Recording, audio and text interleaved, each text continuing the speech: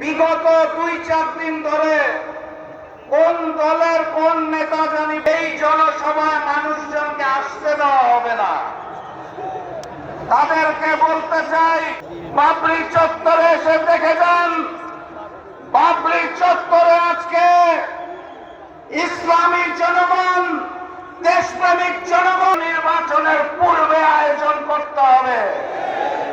গণহত্যাকারী fascist Awami লীগের কার্যক্রম যেভাবে নিষিদ্ধ করা হয়েছে, একইভাবে ওই গণহত্যাকারী আওয়ামী লীগের বৈধতা জাতীয় পার্টি এবং 14 দলের কার্যক্রম নিষিদ্ধ করতে হবে।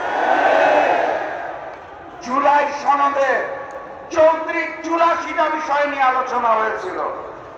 84টা সংস্কার প্রস্তাবে 19টার মধ্যে নোট অফ ডিসেন্ট দিয়েছে বিএনপি, অর্থাৎ 25%। এখান থেকেই বোঝা যায় বিএনপি নতুন করে স্বৈরাচার হতে চায়, তারা সংস্কার মানে না।